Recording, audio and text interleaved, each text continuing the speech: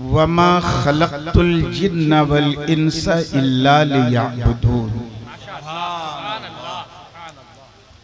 सदक़ल्लाहुल अज़ीम व बल्लग़ रसूलुहुन नबियुल अमीनुल करीम व नहनु अला ज़ालिका लमिनश शाहिदीन व शाकिरीन वल्हम्दुलिल्लाहि रब्बिल आलमीन। आइए सबसे पहले हम और आप दोनों मिलकर इंतहाई एहतराम व अक़ीदत के साथ आक़ाए नामदार कौनैन के मालिक व मुख्तार जनाबे मुहम्मदुर रसूलुल्लाह सल्लल्लाहु अलैहि वसल्लम की बारगाह में दुरूद पाक का नजराना पेश करें। अल्लाहुम्मा सल्ली व सल्लिम व बारिक अला सय्यिदिना व मौलाना मुहम्मदिन मादिनिल जूद वल करम व अला आलिहि व सहबिहि व बारिक व सल्लिम सलातम व सलामन अलैका या रसूल अल्लाह, सलातम व सलामन अलैका या हबीब अल्लाह। किस शाह ने रखे हैं कदम रूए ज़मीं पर, किस शाह ने रखे हैं कदम रूए ज़मीं पर। फिरदौस ज़मीं पर है, ज़मीं अर्शे बरी पर। और ता मंजिले सिदरा तो गए साथ नबी के, ता मंजिले सिदरा तो गए साथ नबी के। फिर देखते ही रह गए जिब्रील वहीं पर। और न तख्त व ताज न दुनिया की हुक्मरानी दे, न तख्त व ताज न दुनिया की हुक्मरानी दे। मेरे खुदा मुझे तौफीक़े नात खानी दे। और जहां मैं जाऊं नबी का गुलाम कहलाऊं, जहां मैं जाऊं नबी का गुलाम कहलाऊं। मेरे वजूद को ऐसी कोई निशानी दे। एक बार और झूम के अपने आका व मौला जनाबे मुहम्मदुर रसूलुल्लाह सल्लल्लाहु अलैहि वसल्लम की बारगाह में दुरूद पाक का नजराना पेश करें। अल्लाहुम्मा सल्ली व सल्लिम व बारिक अला सय्यिदिना व मौलाना मुहम्मदिन मादिनिल जूद वल करम व अला आलिहि व सहबिहि व बारिक व सल्लिम सलातुम व सलामन अलैका या रसूल अल्लाह, सलातुम व सलामन अलैका या हबीब अल्लाह। हजरात, हमारे स्टेज पे शोरा की, उलमा की, नुक़बा की जो बड़ी बड़ी शख्सियतें तशरीफ फरमा हैं, सब अपनी अपनी जगह पर बहुत अहम है। लेकिन मेरे पास समय इतना कम है कि सबका नाम लूं तो तकरीर कम हो जाएगी। इसलिए बिना किसी का नाम लिए सबकी तरफ से मैं माजरत खाऊं। काबिले मुबारकबाद हैं हाफिज शाह मोहम्मद साहब, जिन्होंने अपने मार्गदर्शन में, अपनी क़ियादत में इस भव्य सभा का, धार्मिक सभा का आयोजन किया। अंजुमन इस्लाहुल मुस्लिमीन कमेटी के अध्यक्ष और सदर जनाब फरीद बौस साहब, आप लोग इसी नाम से चुके जानते हैं, हमारे बगल में तशरीफ फरमा है। हमारी पहली मुलाकात इनसे बहुत पुरानी है, तब की जब मैं पटना में सन 85 में इदारे शरिया बिहार में फतवा लिखने का काम किया करता था। तब ये वहीं रहते थे, तब और थे, अब और है। क्या बात है, वाह सुभान अल्लाह, अल्लाह का शुक्र है। अल्लाह रब्बुल इज्जत आप सबके और इनके मजहबी जज्बात को सलामत रखे। आप अच्छी तरह से जानते हैं कि इस दुनिया में अल्लाह ने ढेर सारी मखलूकात को पैदा किया है। मखलूकात नहीं जानते? अरे अल्लाह ने जिन चीजों की रचना की है ना, उन्हीं चीजों की को अल्लाह की मखलूकात कहा जाता है। जिन जिन की रचना की है वो क्या है? अल्लाह की मखलूक। कितनी है खुदा की मखलूक? है गिनती किसी के पास? किसी के पास नहीं। लेकिन उन अनगिनत मखलूक और अनगिनत रचनाओं के बीच इंसान और मानव जात अल्लाह की सर्वश्रेष्ठ रचना। उनके सम्मान करने का नाम इबादत है। और इबादत खाली इसका नाम नहीं है, अल्लाह की जितनी मखलूकात हैं उन पर शफकत करने का, उन पर रहमत करने का, उनके साथ अच्छा सुलूक करने का नाम इबादत है। आजकल खाली आदमी नमाज पढ़ता है, झूठ भी बोलता है, नमाज पढ़, रोजा रख के चोरी चमारी भी करता है। हाजी साहब हो गया मगर किसी की जमीन दबा के बैठा है, किसी का पैसा मार के बैठा है। इबादत इन चीजों का नाम है। अरे इस्लाम ने जिन चीजों को आप इबादत समझते हो ना, उनसे ज्यादा महत्व अल्लाह की मखलूक पर शफकत करने को दिया है। खुदा की मखलूक के हुकूक अदा करने पर ज्यादा जोर दिया है इस्लाम ने। हम लोग तो हिंदुस्तान में रहते हैं, भविष्य में रहें न रहें प्लान बहुत खराब बन रहा है कि नहीं? लेकिन नहीं रहेंगे, रहेंगे, है कि नहीं? यहीं रहेंगे, चाहे मार के गाड़ दिए जाए, यहीं रहेंगे, कहीं नहीं जाएंगे। ये हमारे देश की धरती जिससे हमको प्रेम है, इसे छोड़ के हम कहीं नहीं जा सकते। और किसी के अंदर ये शक्ति नहीं कि हमें इस देश से निकाल सके, ये भी याद रखिएगा, है कि नहीं? मैं ये अर्ज करना चाहता हूं, मैं क्या कह रहा था,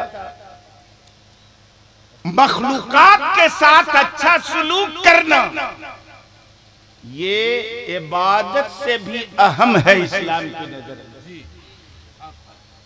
सबसे अहम है। अगर आदमी कोई नमाज पढ़े, रोजा रख के, हज करे, ज़कात अदा करे, लेकिन खुदा की मखलूक का हक मारे, उसकी कोनो इबादत खुदा कबूल नहीं करेगा जब तक के लोगों का हक अदा न करे।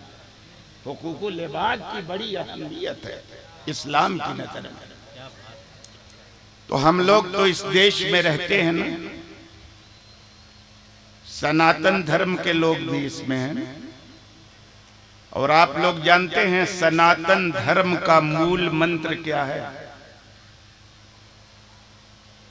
सनातन धर्म का मूल मंत्र है वसुधैव कुटुंबकम। मूल धर्म सो सच्चा हिंदू है, सही मानो में वो इसका पालन करता है, इसमें आस्था रखता है कि पूरा संसार एक ही कुंबा है, एक ही खानदान है कि नहीं? अरे जब सनातन धर्म का मूल मंत्र ये है कि पूरी धरती, पूरा संसार एक ही खानदान का है, तो अपने खानदान के लोगों को बाहर करने का सपना काहे देख रहे हो? अपना धर्म त्यागने का इरादा है क्या? सारा संसार एक कुंभा है, ये सनातन धर्म का मूल मंत्र है। लेकिन मैं कहूंगा कि ये मंत्र अधूरा है। सारा संसार एक कुंभा है, लेकिन एक प्रश्न खड़ा होता ना, आखिर किसका कुंभा है भाई? एक कुंभा है तो किसका कुंभा? सनातन धर्म के इस अधूरे मंत्र को इस्लाम के पैगंबर ने पूरा किया।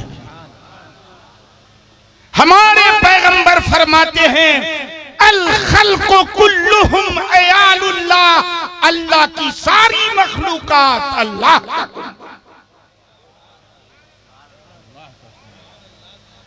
और अल्लाह के इस कुंबे में सबसे बेहतर, सबसे बरतर, सबसे अफजल कौन है?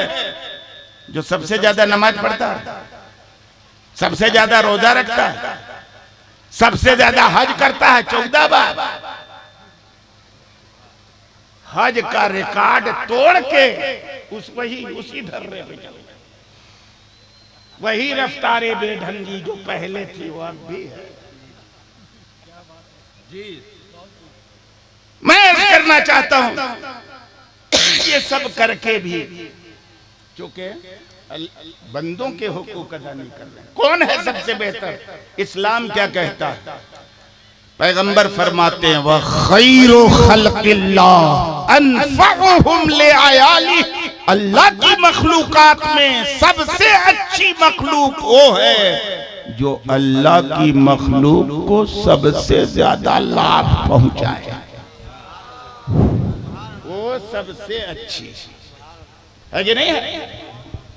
ज्यादा नमाज पढ़ने वाला वो सबसे अच्छा नहीं, बहुत रोजा रखने वाला वो सबसे अच्छा नहीं, हज पर हज करने वाला वो सबसे अच्छा नहीं, जो अल्लाह की मखलूक की सबसे ज्यादा सेवा करने वाला है, उसको सबसे ज्यादा लाभ और नफा पहुंचाने वाला है, वो अल्लाह की बारगाह में सबसे अच्छा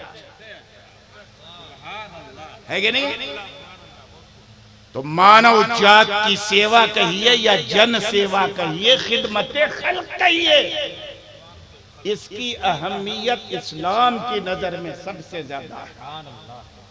मानव जात की सेवा खाली नहीं, इस्लाम तो वो मजहब है जो इंसान तो बड़ी चीज है, हैवानों के साथ भी रहमो करम के सुलूक का आदेश देता है और इस पर सवाब मुकर्रर करके जानवरों के साथ भी अच्छे सुलूक की रगबत दिलाता है। सुभान अल्लाह। नारे तकबीर, नारे रिसालत, उलमाए अहले सुन्नत, हुजूर अल्लामा मुफ्ती मोहम्मद मुजाहिद हुसैन साहब क़िबला, नारे तकबीर, नारे रिसालत।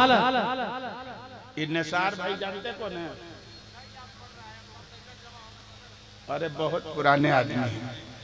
कहाँ थे मिले? तसरार में मिले थे पहली बार, अब तो कहानी खत्म हो गई।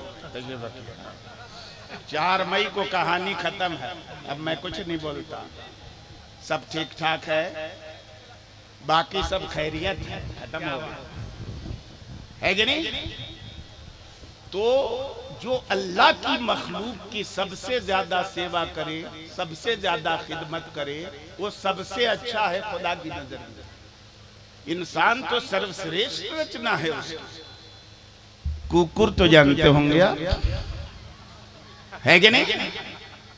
इस्लाम में तो कुकुर के साथ अच्छा सलूक करने का जो अंजाम रखा है, आप जरा सुने।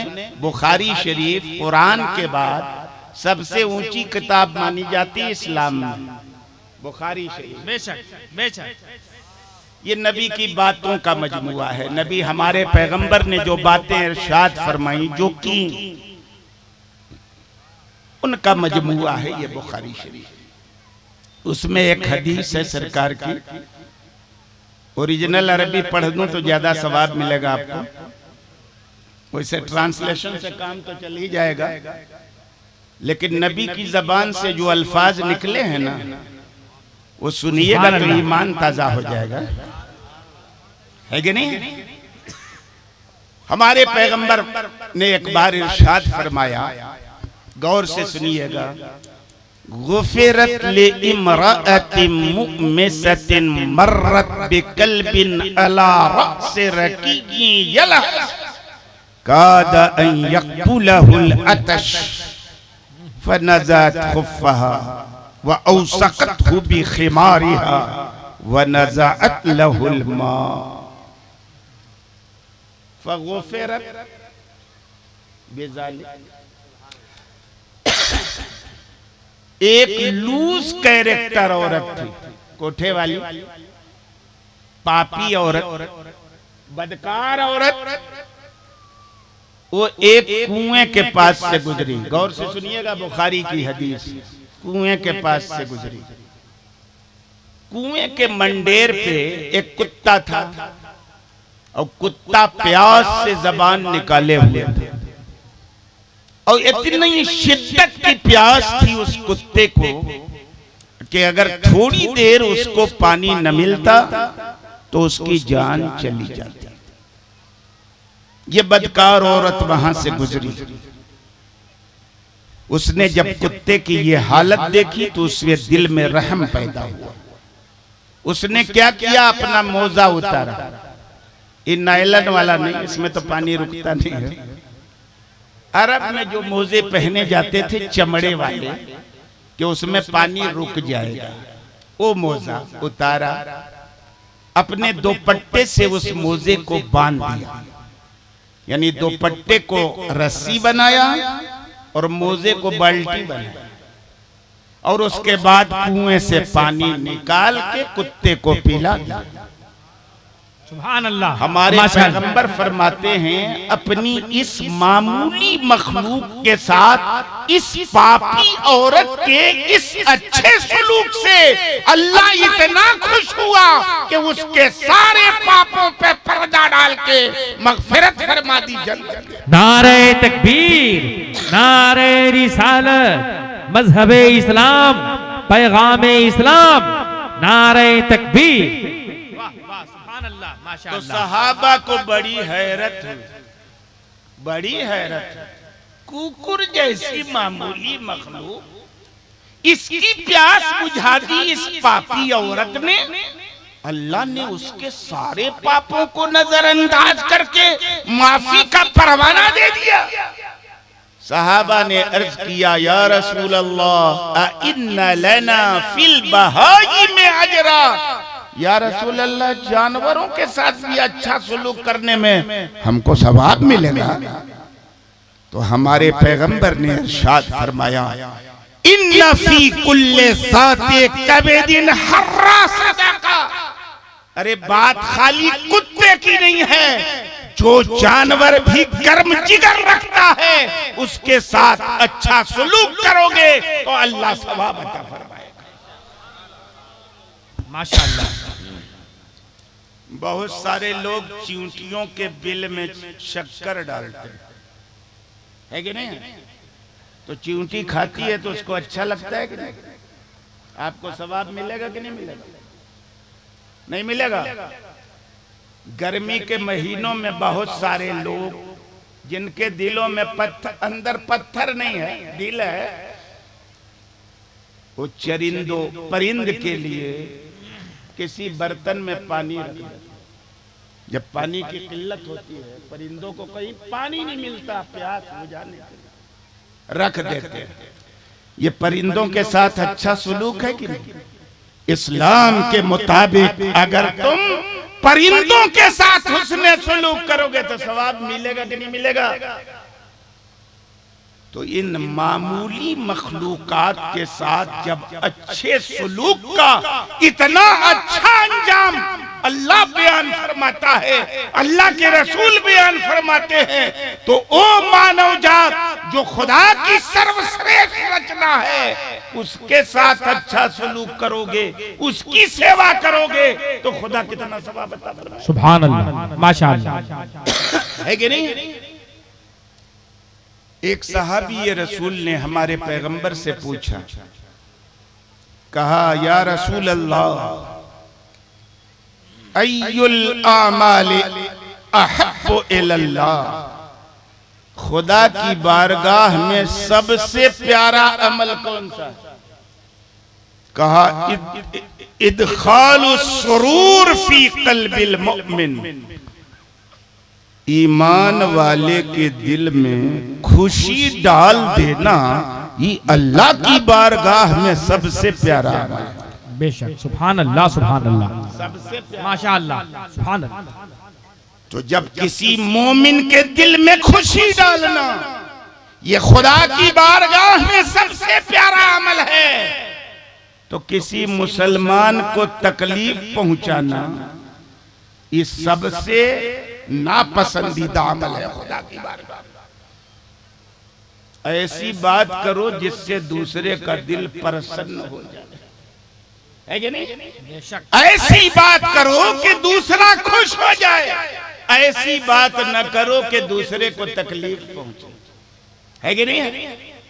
दूसरों को तकलीफ पहुंचाना ये खुदा की बारगाह में सबसे नापसंदीदा अमल है, और दिल में खुशी डालना ये सबसे पसंदीदा अमल है अल्लाह की बारगाह, है कि नहीं? तो इबादत दो चीजों का नाम हुआ ना, अत्ताज़ीम ले अमरिल्लाह व शफ़क़त अला खल्क़िल्लाह। अल्लाह ने जिन चीजों का आदेश दिया है, कुछ चीजें करने की हैं, कुछ चीजें न करने की।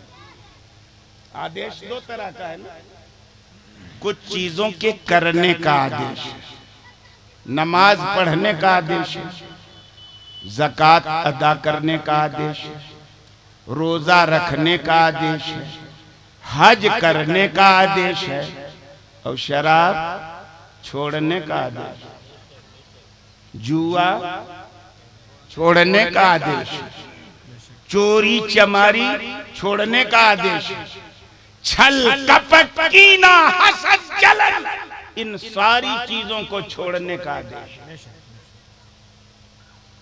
है कि नहीं? शराब तो बुराइयों की जड़ है ना, सोसाइटी में शराब जो है ये बुराइयों की जड़ है कि नहीं? एक औरत पे कुछ लोग आशिक हो गए थे ना, वाकया है ना पूरा, मैं तफसील में नहीं बताऊंगा। एक औरत पे आशिक हो गया एक आदमी, उसने उनकी ख्वाहिश पूरी करने की एक कंडीशन रखी। कंडीशन क्या रखी कि ये देखो ये लड़का है, इसका कत्ल कर दो। समझ मारी बात? ये लड़का है, इसका कत्ल कर दो। ये शराब है, इसको पी लो। और तीसरा क्या था? और तीसरा क्या था भाई?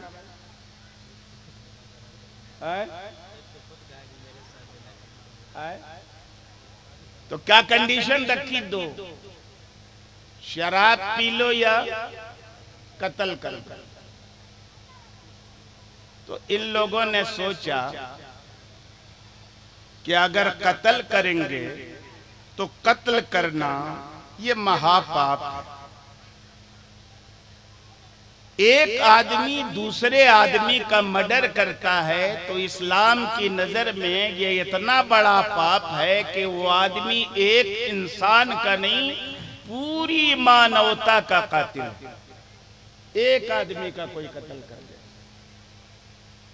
कुरान कहता है मन कतल नफ्सन बिगैर नफ्सिन औ फसादिन फिल अर्द फकअन्नमा कतलन नास जमिया व मन अहयाहा फकअन्नमा अहयन नास जमिया। बेशक बेशक। जो आदमी बिना जमीन में फसाद फैलाए, बिना दूसरे को नाहक मारे, किसी का कत्ल कर दे, तो उसने एक आदमी का कत्ल नहीं किया, उसने पूरी इंसानियत का खून कर डाला। ये कुरान का नाहक एक आदमी का खून करना ये पूरी मानवता का खून करने के समान है इस्लाम की नजर में। और एक आदमी की जान बचाने में जो प्रयास कर ले और इसकी कोशिश से उसकी जान बच जाए तो एक आदमी की जान बचाने वाला नहीं है, वो पूरी मानवता की जान बचाने वाला। सुभान अल्लाह। इस्लाम की नजर में इतनी अहमियत है तो इसने सोचा यार कत्ल करना ठीक नहीं रहेगा, ये तो महापाप। शराब का मामला है तो पी लेते हैं, शराब का मामला है पी लेते हैं, ये अपना मामला है, अपने गुनाह होगा, हम जहन्नम में जाएंगे। दूसरे का खून का तो पाप नहीं हम पर होगा।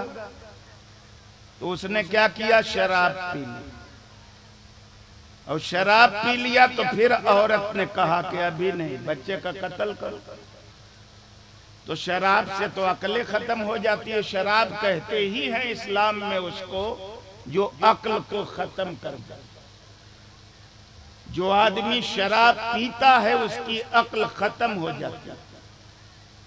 शराब के नशे में जब चूर होता है ना तो गंदी नाली को समझता है कि बड़ा साफ शफाफ स्विमिंग पूल उसमें तैरने लगा। अक्ल इतनी जायल हो जाती है कि आदमी कूड़ा कबाड़ के ढेर पर, गंदगियों के ढेर पर जब जाता है तो लगता है कि कश्मीर के बाग में आ गया। जी जी। इतनी अकल जायल हो जाए और अकल खत्म हो जाए तो आदमी कुछ भी कर सकता। तो शराब भी पी लिया, बच्चे को कत्ल भी कर लिया और मुराद भी नहीं पूरी हुई। तफसील में मैं नहीं जाना चाहता। इसलिए शराब को इस्लाम ने उम्मुल खबाइस कहा है, सारी बुराइयों की जड़ कहा। अब दुनियावी एतबार से ये कितनी बुरी चीज है आप भी अच्छी तरह से जानते होंगे फरीद भाई। हमारे हिंदुस्तान में कई इलेक्शन कई स्टेट में ऐसे हो चुके हैं जो इस वादे पे लड़े कि हम चुन के आएंगे तो शराबबंदी लागू करेंगे और जीत गए। काहे जीत गए? क्योंकि दुनिया समझ चुकी है शराब की तबाही और बर्बादी को। मगर याद रखिएगा, दुनिया ने किस तबाही और बर्बादी को 1400 साल बाद महसूस किया, हमारे इस्लाम ने उसे 1400 साल पहले। सुभान अल्लाह, सुभान अल्लाह, माशाअल्लाह, क्या कहने, वाह। हमारे पैगंबर जब इस दुनिया में तशरीफ लाए थे ना तो शराब पीने का इतना चलन था, इतना चलन था कि लोगों की घुट्टी में शराब पड़ी थी। कोई ऐसी मजलिस नहीं जिसमें शराब नोशी का दौर न चलता, हर मजलिस घुट्टी में पड़ी थी। इस्लाम ने आते ही शराब पर बैन नहीं लगाया। काहे? इस्लाम फितरत का दीन है और इंसान की फितरत यह है कि जिसकी लत पड़ चुकी है ना, अचानक उस पे ब्रेक लगाओगे तो एक्सीडेंट हो जाएगा।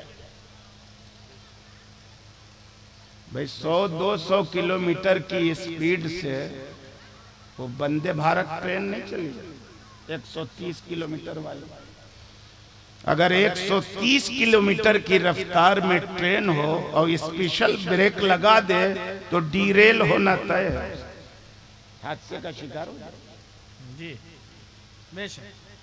इंसान की फितरत में जो चीज रच बस गई है, इस्लाम आया वो तो पहले से जानता था कि शराब सारी बुराइयों की जड़ है। इस्लाम चाहता तो रोजे अव्वल शराब की हुर्मत का ऐलान कर देता, प्रतिबंध लगा देता, मगर हादसा हो जाता कि नहीं। अचानक मानने का मन बना लेते लोग, बना लेते, हादसा हो जाता। लेकिन इसके बावजूद उस दौर में भी जिनकी तबीयतों में शराफत थी, मानवता और मरूवत और इंसानियत थी, इस्लाम ने शराब पर प्रतिबंध नहीं लगाया। उससे पहले से वो शराब छोड़े हुए। हमारे इस्लामी तारीख में हमारे पैगंबर के जो प्रथम उत्तर अधिकारी खलीफतुल मुस्लिमीन सैयदना अबू बकर सिद्दीक, वो एक बार फरमाने लगे कि मैंने शराब को कभी अपने मुंह से नहीं लगाया। यानी जब पिया जा रहा था, इस्लाम में रुकावट नहीं थी, तब भी नहीं मुंह से लगाया। क्यों नहीं लगाया? क्योंकि उनकी तबीयत इतनी पाकीज़ा खुदा ने बनाई थी कि अपनी तबीयत की पाकीज़गी की बुनियाद पर समझते थे कि शराब हाथ लगाने की चीज नहीं। लेकिन घुट्टी में पड़ी थी, सहाबा महसूस करते थे ये बुरी चीज है। इस्लाम में इसका हुक्म काहे नहीं आता? पूछा लोगों ने शराब के बारे में, जुए के बारे में। कुरान करीम आप पढ़िए तो आयत मिलेगी आपको, यसअलूनका अनिल खमरी वल मैसिर कुल फीहिमा इस्मुन कबीरुम व मनाफिउ लिन्नास। ए मेरे महबूब, आपसे लोग शराब और जुए के बारे में प्रश्न करते हैं, तो एकदम तुरंत नहीं रोका गया, तुरंत नहीं रोका गया। क्या कहा गया? आप उनसे कह दीजिए कि शराब और जुए में बहुत बड़ा पाप है, बहुत बड़ा गुनाह। शराब पियोगे बहुत बड़े पापी कहलाओगे, जुआ खेलोगे बहुत बड़े पापी कहलाओगे। बहुत बड़ा पाप है शराब पीना, जुआ खेलना। लेकिन क्या करोगे, इसमें लोगों का प्रॉफिट बहुत। कुरान ने कहा तो प्रॉफिट है कि नहीं? हुकूमतें चाहती हैं कि शराब की सारी दुकानें बंद हो जाएं, मगर शराब की दुकानों से हुकूमतों को जितना राजस्व प्राप्त होता है, लार टपकती रहती है, कैसे बंद करें, इतनी आमदनी कम है कि नहीं? क्यों? नफा बहुत है। कुरान कहता है मेरे महबूब, आपसे लोग शराब जुए के बारे में पूछते हैं, आप कहिए इन दोनों में पाप बहुत है, लेकिन लोगों का प्रॉफिट भी बहुत है। 10 रुपये का टिकट लॉटरी का खरीद लो, किस्मत ने साथ दिया तो 1 करोड़ की लॉटरी निकल गई। कितना प्रॉफिट है। और गया तो गया, आया तो 1 करोड़ आ गया। प्रॉफिट तो बहुत, मगर कुछ लोग अपनी जिंदगी की सारी गढ़ाई कमाई का एक एक पैसा लॉटरी का टिकट खरीदने में गंवा चुके, एक को पैसा रिटर्न नहीं आया का इस्मुहुमा अकबरो मिन नफ़इहिमा। शराब और जुए में फायदा तो बज़ाहिर बहुत है, लेकिन इसमें जो नुकसान है ना, वो फायदे से बड़ा नुकसान है। इतने कह के कुरान चुप हो गया, क्योंकि तुरंत ब्रेक लगा देता ना तो एक्सीडेंट नहीं लगाया। कुरान इंसानों की फितरत और उनके नेचर को समझता है। हमारा इस्लाम नेचर का धर्म है, फितरत का दीन है, फितरत समझता है इंसान। लेकिन फिर भी सहाबा को तशफ़ी नहीं हुई कि जब तक पूर्णतः प्रतिबंध की बात नहीं होगी आदमी रुकेगा नहीं। ये तो इतने समझेगा भाई नफा बहुत है, गुनाह बड़ा है, लेकिन फायदा है कि नहीं? फारूक आजम बार बार कहते थे, अर्ज करते थे, या रसूल अल्लाह, शराब के बारे में वाज़े हुक्म बयान करवाइए, वाज़े हुक्म बयान करवाइए। तो दूसरी आयत उतरी। कब उतरी? कुछ लोग मगरिब की नमाज पढ़ने लगे, तो असर बाद हमारे यहाँ टी पार्टी होती है, तो अरब में उस जमाने में शराब पीती, चाय की जगह शराबे पीते थे। तो जाहिर है असर और मगरिब के बीच फासला कम होता है ना, तो शराब पिया असर के टाइम तो मगरिब तक तो नशा उतरा नहीं। और कुछ लोगों ने नमाज पढ़ाई तो उसमें कुलिया अय्युहल काफिरून पढ़ा, तो उसमें आप आयतें पढ़े होंगे, ला अबुदु मा ताबुदून, ए मक्के के काफिरों, जिनकी पूजा तुम करते हो उनकी पूजा हम नहीं करते। तुम पूजा करते हो बुतों की, हम पूजा करते हैं अपने रब की। ये है ना। तो जहां कहना चाहिए था कि जिनकी पूजा तुम करते हो उसकी पूजा हम नहीं करते, वहां अरबी ऐसी पढ़ दी जिसका अनुवाद ये हो गया कि जिसकी पूजा तुम करते हो उसी की पूजा हम करते हैं। जब ये खबर मेरे नबी तक पहुंची, अल्लाह ने दूसरी आयत उतारी, ला तक़रबु स्सलात व अंतुम सुकारा, जब तुम नशे की हालत में रहा करो ना तो नमाज के करीब मत आओ। जब नशा उतर जाए, एक पाबंदी लगी तो 5 वक्त पाबंदी लग गई ना भाई, तो जाहिर है असर और मगरिब में फासला कम है तो थोड़ा सा प्रतिबंध लगा, तो असर के टाइम पिएगा, असल टाइम था पीने लगा ना। लेकिन फिर भी रुके नहीं लोग, कुछ लोग छोड़े, कुछ लोग पी रहे थे।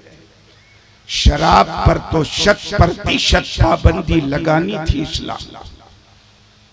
जिन सहाबा के दिलों में पाकीज़गी थी, फिर सवाल किया, सरकार शराब के बारे में शाफी हुक्म बयान करिए। आखिरी आयत उतरी कुरान और इरशाद फरमाया ईमान वालों को मुखातब करके, इन्नमल खम्रु वल मैसिर वल अंसाबु वल अज़लाम रिज्सुम मिन अमलि शैतान फज्तनिबू। ए ईमान वालों सुन लो, ये शराब हो या जुआ, ये आस्थान हो या तीरों के पास है, ये सब शैतान की गंदगी। शराब को क्या कहा गया? शैतान की गंदगी, गंदगी कहा गया। गंदगी क्या है? पेशाब पखाना। तो जो मुसलमान शराब पीता है, कुरान के मुताबिक वो पेशाब पखाना खाता है, क्योंकि कुरान ने शराब को रिज्स कहा। जुआ खेल के जुए से हासिल माल खाता है तो माल नहीं खाता, वो पेशाब पाखाना खाता। जुए के जरिए आया हुआ पैसा और यह शराब गंदगी है, इंसान का काम नहीं है, शैतान का काम है। फज्तनिबू, तो इससे बचो। ऐलान हो गया पैगंबर की तरफ से। तो वो नबी के जमाने के मुसलमान थे कि कितनों लत बिगड़ी हुई हो, कितनों आदत खराब हो, अगर खुदा के महबूब का आदेश हो गया तो सैकड़ों साल से पड़ी हुई लत का एक आन में वो त्याग कर देते। एक आन। जैसे ही मदीने की गलियों में मेरे आका ने शराब के हराम होने का ऐलान किया, कैसे मुसलमान थे वो, कितना मान सम्मान करते थे खुदा और नबी के आदेश का। कि जैसे ही ऐलान हुआ कि शराब हराम कर दी गई मुसलमानों पे, तो सबके घरों में शराब के मटके रखे थे। एक सेकंड की भी देरी नहीं की, तमाम लोगों ने अपने घरों से मटके निकाले और चौराहे पे उसे फोड़ दिया। किसी ने घड़े से शराब गिलास में निकाल ली, करीब था कि वो होंठों से लगा के पी लेता, करीब था, मगर उसी बीच आवाज आ गई नबी के मुनादी की, शराब हराम कर दी गई। तो मुंह तक आई हुई शराब को तुरंत फेंक दिया। कुछ लोग इस हाल में थे कि शराब उनके मुंह में जा चुकी थी। नबी का जैसे ही ऐलान हुआ शराब की पुल्ली, और उस दिन पूरे मदीने में इतनी शराब बहाई गई कि ऐसा लगता था ये शराब नहीं बहाई गई है, मूसलाधार बारिश हुई है, पानी का सैलाब, इतनी शराब बहाई गई मदीने में। सहाबा का बयान है कि नबी के आदेश पर मुसलमानों ने इतनी शराब बहाई कि सूखने के बाद भी साल तक जब बारिश होती थी और मदीने की धरती नम होती थी ना, तो शराब की स्मेल आती थी। तो सच्चे मानने वाले ऐसे थे ना, और जब सच्चे मानने वाले ऐसे होते हैं ना, तो उन्हीं लोगों के लिए अल्लाह की मदद उतरती। अल्लाह की मदद किन लोगों के लिए? बहुत बड़ी बात, वाह क्या कहने, वाह। ऐसे सच्चे दिल से खुदा और उसके रसूल के आदेश का मान सम्मान करते हुए बिना किसी झिझक के तुरंत जो खुदा के हुक्म को मानते हैं, उनके लिए आसमान से फरिश्तों की मदद उतरती। वरना कितनी बड़ी तादाद थी 1400 साल पहले बद्र में हमारी, 313, और सामने वाले कितने थे? कितने थे? 1000। यानी मुसलमान लगभग 33% और वो 67%। अल्लाह, सामने वाले, मगर कौन हारा था? 33% या 67%? हार गए। किन लोगों के लिए अल्लाह की यह मदद उतरी? जो अल्लाह और उसके रसूल के सच्चे अनुयायी थे, जो आदेश दे दिया खुदा ने, बिला चुनो चेरा उसे एक्सेप्ट कर लिया, स्वीकार कर लिया, तुरंत बिला चुनो चेरा। और हम लोगों का हाल क्या है? मुसलमान है कि नहीं? शराब छोड़ने का आदेश खुदा ने दिया है कि नहीं? और इतनी नफरत दिलाई शराब से कि जब शराब का हुक्म आया ना, तो एक साहब ठंडे इलाके से आए थे, आए होंगे कहीं ठंडे इलाके से, कहा कि हुजूर हम लोगों को तो अनुमति दे दीजिए, हम लोग बड़ी ठंडी जगह रहते हैं, शराब पी लेते हैं ना तो थोड़ी गर्मी पैदा हो जाती है कि नहीं? हमारे पैगंबर ने कहा कि नहीं, किसी को अनुमति, ठंडी जगह पे आग ताप लो ना भाई, शराब मत पियो, आग ताप लो, है कि नहीं? एक साहब उठे के सरकार, हम लोग शौकिया शराब नहीं पीते हैं, ढेर सारी बीमारियों में हमारा डॉक्टर नुस्खा लिखता, शराब पियो ठीक हो जाएगा। हमारे पैगंबर ने इरशाद फरमाया, इन्नल्लाह लम यजअल शिफाअकुम फीमा हर्रमा अलैकुम, अल्लाह ने जिस चीज को तुम पर हराम करार दिया है, उसमें तुम्हारे लिए शिफा नहीं रखी। माशाअल्लाह, बहुत उम्दा। शराब खुदे बीमारी है। क्या कहने, वाह वाह वाह, सुभान अल्लाह जी। शराब एक है, लानत अनेक है। लानत माने समझते हैं? लानत का मतलब होता है अल्लाह का अपनी रहमत से दूर कर देना। इस्लाम की नजर में शराब को बढ़ावा देने के सिलसिले में जो जर्रा बराबर सहयोग करेगा, अल्लाह उसे अपनी रहमत से दूर कर देगा।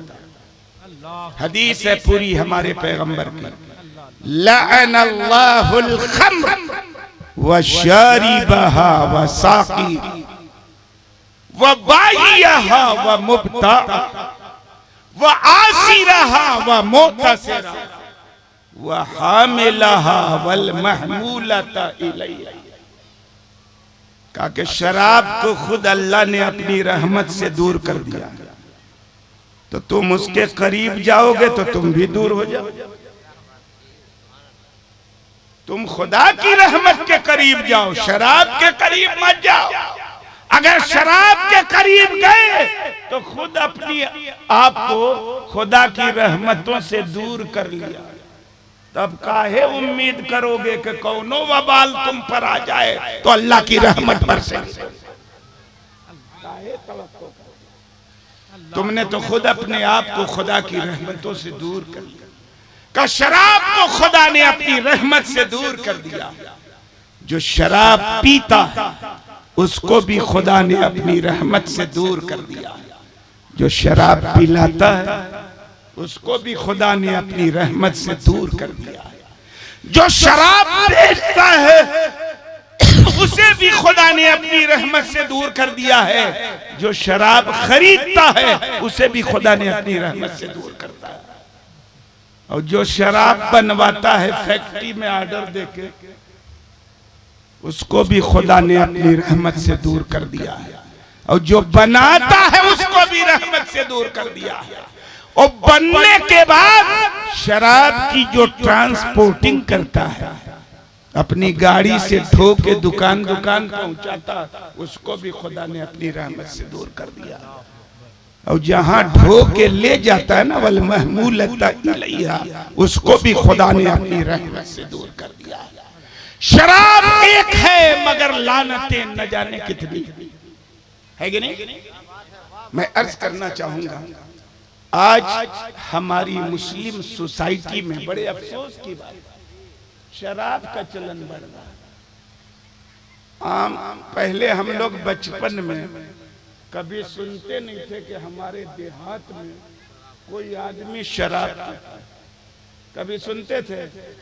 और एक आध कभी से आ गया पी के वो कुटाई करते थे पंचायत वाले, जी है कि नहीं जी, कि उसकी नस्ल तक याद रखती थी, उसको उल्टा लटका देते थे बांध के, है कि नहीं है। जुमा छोड़ता था उसको भी वैसे करते थे। पुराने जमाने में हम लोगों के यहाँ पंचायती का सिस्टम खत्म हो गया ना, बहुत बदमाशी बढ़ गई। अब कोई रोक टोक नहीं। धड़ल्ले से हमारी सोसाइटी में शराब पी जा रही है, कसरत हो रही है कि नहीं है। इसको कौन रोकेगा? हम तकरीर करके रोक लेंगे। ये जो कमेटी बनी है ना नौजवानों की अंजुमन इस्लाहुल मुस्लिमीन, ये चाहे ना तो रोक लो।